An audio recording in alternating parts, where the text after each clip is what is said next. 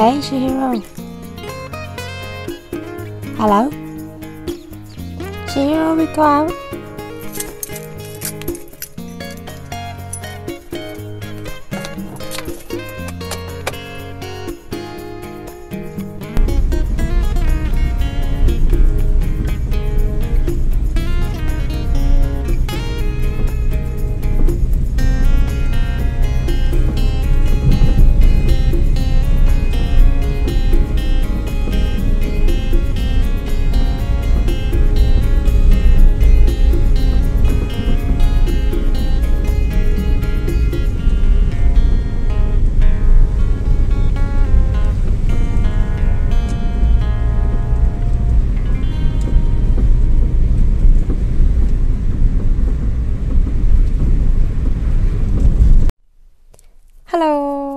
Hello, welcome to my channel สวัสดีค่ะ JL Explore the UK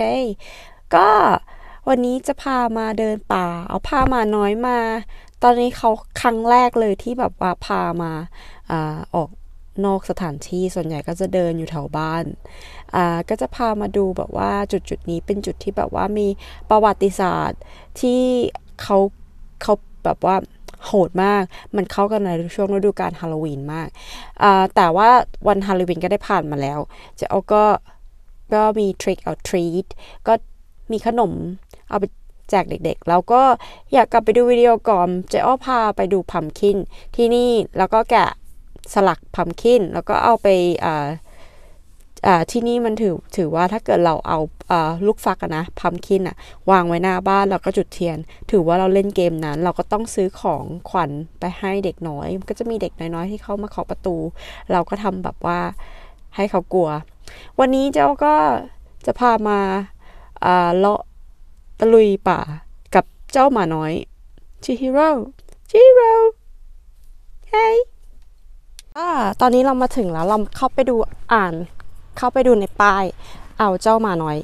เดินจุงมาด้วยสองไม้สองมือไม่รู้จะแบบเวิร์กเปล่า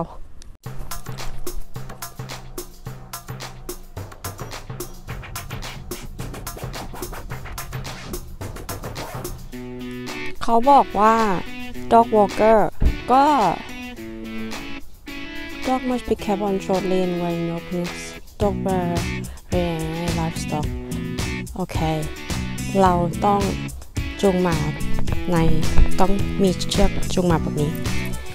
โอเคไม่เป็นไรเรามีอยู่แล้วก็ประวัติศาสตร์ของ Woman Ditch Story เขาก็มีอยู่ว่าตรงเนี้ยมันเป็นที่สมัยก่อนนานมาแล้วตั้งแต่1789ปีคริสตศักราชนะเขามีผู้ชายที่เขาจะให้แต่งงานกับผู้หญิงซึ่ง3อาทิตย์ก่อนที่เขาจะแต่งงานเพราะว่าผู้หญิงคนนั้นเขาท้อง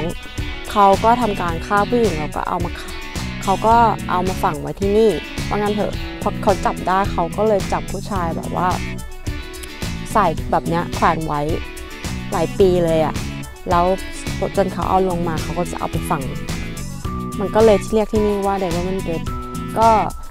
จะบอกว่าอากาศครึมเครือมันก็อันนี้จะเป็นที่ลานจอดรถ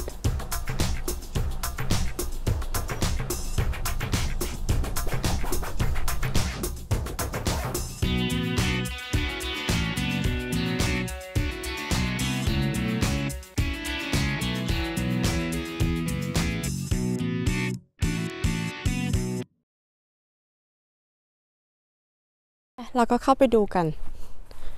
ที่นี่มันก็จะเป็นป่า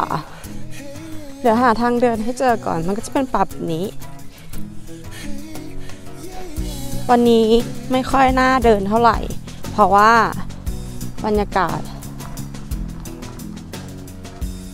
มันคลุมเครือ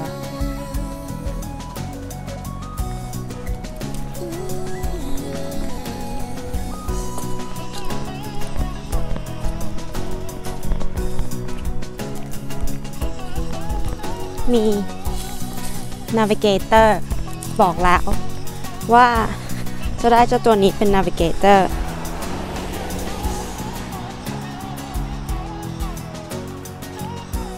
You like it, Chihiro?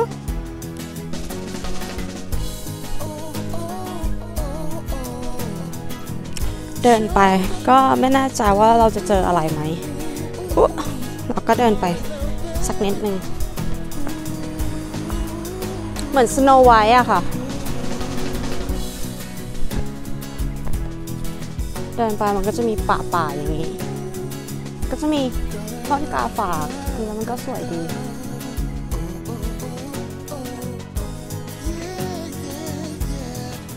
ถามว่าน่ากลัวไหมวันนี้อากาศน่ากลัวมาก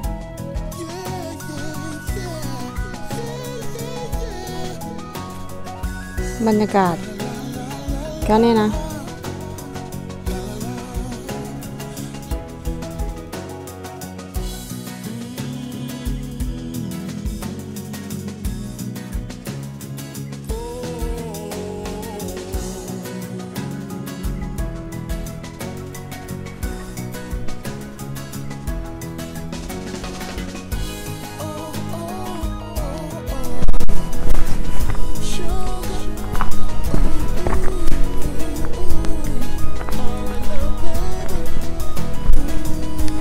เจอเห็ดอะไม่รู้ว่ามันกินได้ไหมแบบเนี้ยเจอเห็ดอีกแล้วอันนี้ถือว่าไม่น่าจะกินได้เห็ดเยอะมากเพราะว่ามันเป็นอากาศร้อนๆไงนี่ก็มีอีกเห็ดแล้วก็เห็ด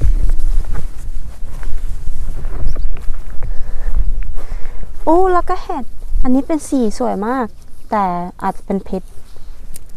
ก็อยากจะถามว่าวันฮาโลวีนคนที่ดู YouTube ของเจ๊อ้ออยู่ทำอะไรพาลูกไป Trick or Treat ที่ไหน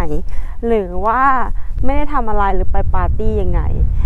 ส่งคอมเมนต์มาข้างล่างบ้างนะนานๆจะได้คุยกันก็คิดถึงแลกเปลี่ยนประสบการณ์อยากจะให้เจ๊อ้อพาไปไหนก็บอกกันนิดนึงนะไปได้ก็จะไป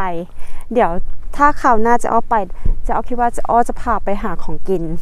เพราะว่าสตีฟแฟนเจ๊อ้อบอกว่าเราอาหารไทยที่นี่เยอะมากเราไปหาตะลุยกินของอาหารไทยดีไหมก็เดี๋ยวร้านอาหารไทยอยู่แถวๆตำซัมเมอร์เซตที่นี่นะอร่อยยังไงก็เดี๋ยวจะพาไปกินเลยวันนี้ก็ชมทุ่งนากันไปแล้วก็พาหมาน้อยมาเดินเล่นยังไงก็รักกันนานๆอย่าลืมกด Subscribe นะคะบ๊ายบาย